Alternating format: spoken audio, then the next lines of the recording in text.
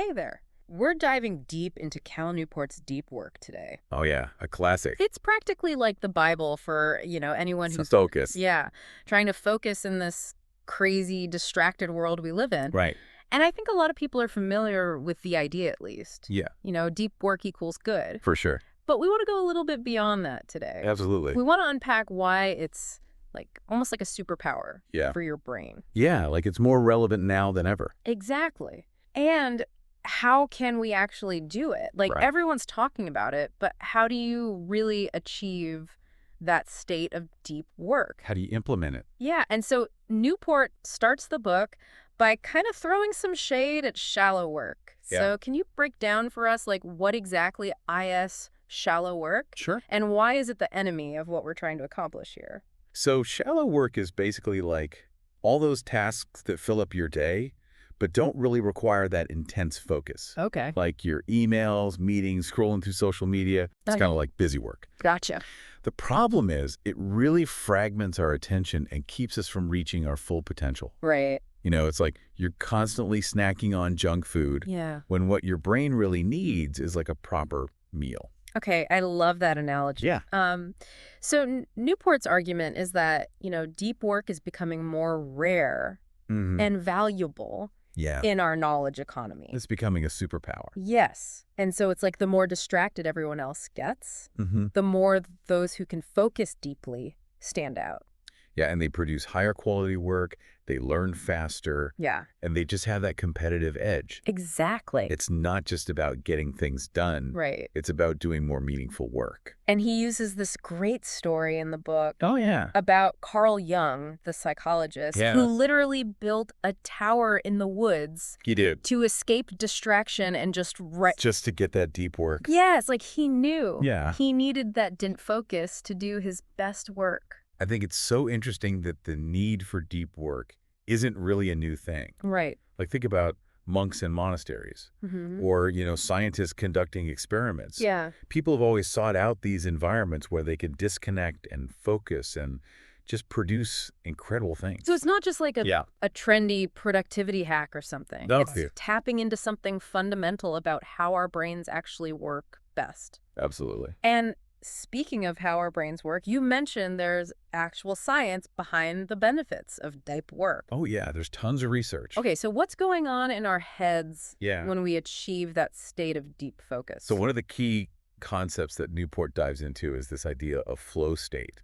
Okay. You ever heard of that? Yes. It's that feeling of being completely absorbed in a task Yeah. where time kind of flies by and you're just incredibly productive. Yeah. Research has shown that flow state not only enhances your cognitive function, but also really boosts creativity.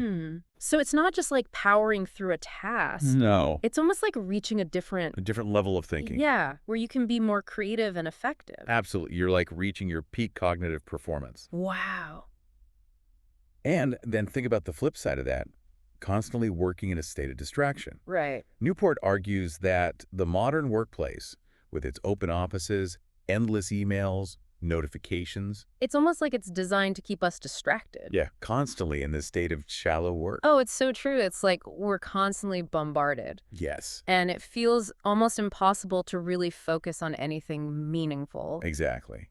So it kind of raises an interesting question. Okay. Like, how much of your day is spent on deep work versus shallow tasks? That's a really good question. Yeah, just think about that for a second. Yeah. Where could you maybe carve out more space for those deep work sessions? That's a great point. And luckily, Newport doesn't just diagnose the problem. Right. He offers us some solutions. Solutions, yeah. He lays out 4 specific rules for mastering deep work. Love it. And I'm excited to dive into those Yeah. because, honestly, I need all the help I can get. I think we all do. Yeah. And these rules aren't just abstract ideas. Right. They're practical strategies that you can start implementing today. Awesome. So let's take a look at the first rule. Work deeply. Okay, work deeply. It sounds kind of obvious, right? It does. But I have a feeling there's more to it than just putting in the hours. Absolutely. You're exactly right. Okay. It's about working smart, not just hard. Okay. So Newport suggests that we need to establish rituals and routines Okay. to minimize that willpower that you need to transition into deep work. Okay. It's about setting the stage for your brain to enter that focused state. So creating an environment Yes. and a mindset. that's conducive to deep work. Exactly. What kind of rituals are we talking about? Okay, so imagine this. Okay. You block off a specific time in your calendar for deep work. Okay. You turn off all notifications, That's phone on airplane mode. yeah. Maybe you even have a pre-work routine, Like what? like making a cup of tea or listening to a certain type of music Oh, I like that. that signals to your brain, okay, it's deep work time. Yeah. Like putting on your deep work uniform. Exactly.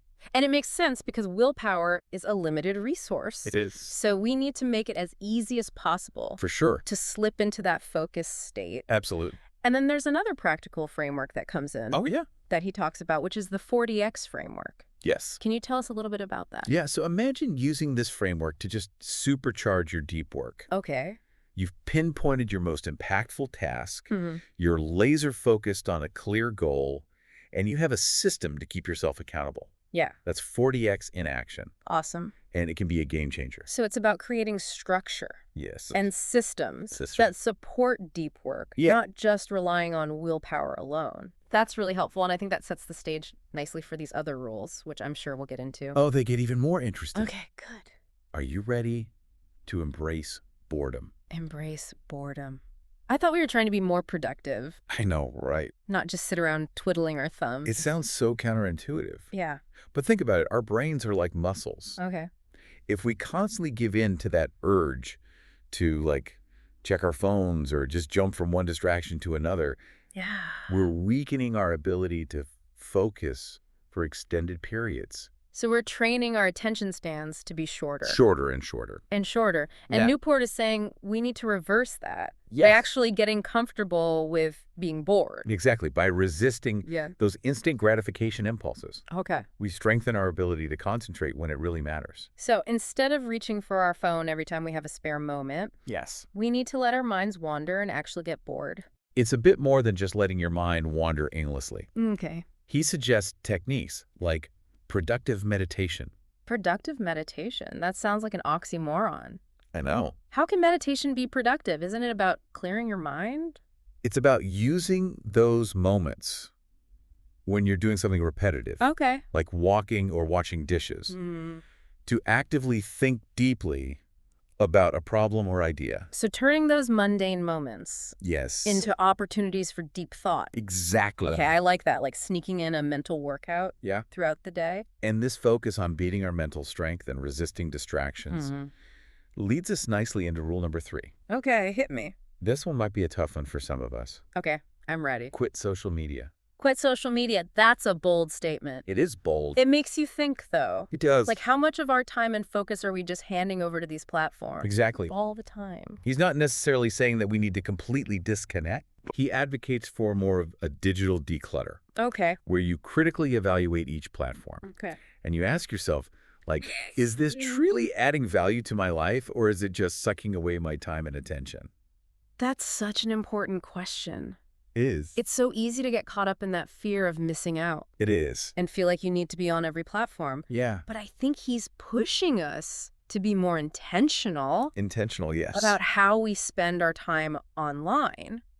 And he calls out a common fallacy Okay. that he calls the any benefit Yes. approach, Okay. which is this idea that if something offers even like the slightest benefit, Yeah. we should use it. We have to use it. Yeah. But his point is we need to be more discerning. Yeah. If you're using a platform that offers any kind of benefit, Mm-hmm. but is eating up all of your time and attention, Mm-hmm. it's probably not serving your goal of deep work. So it's about being ruthless Yes. with our time and attention. Absolutely. Cutting out that digital noise that Yeah. doesn't really serve us. Yeah, exactly. And speaking of cutting things out, Yes. that brings us to rule number 4. The final key, Okay. What is it?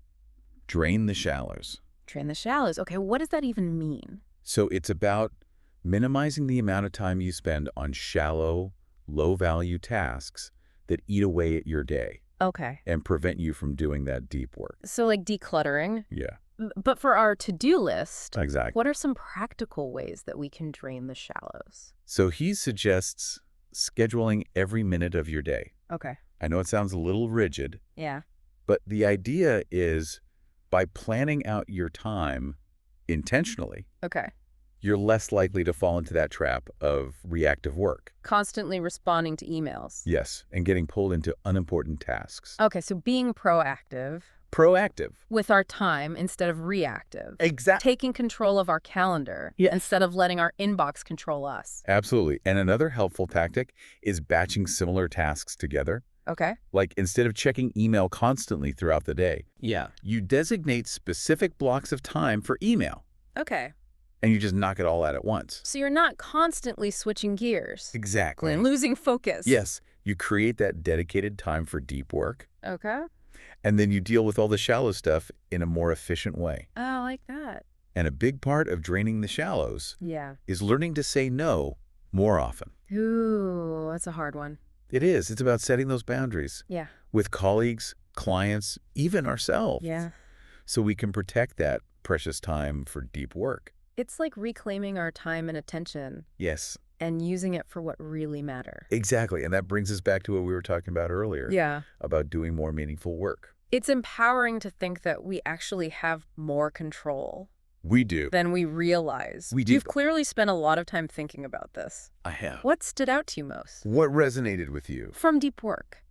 I think what's so fascinating to me is how he weaves in philosophy, psychology, Yeah. and even historical examples. It's very well researched. It is Yeah. to create this compelling argument Right. for the importance of deep work.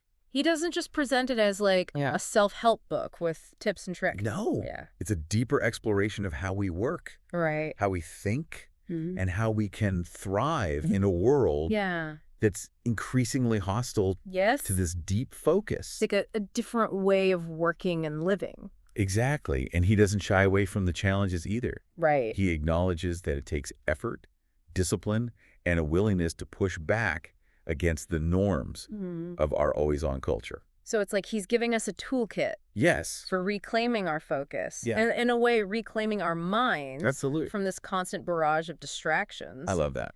We've covered a lot of ground today. We have. What deep work is, why it's important, Mm-hmm. and these 4 powerful rules Yes. for mastering it. For mastering it, What's the big takeaway? what do we want listeners to walk away with? Yeah. I think the core message is this.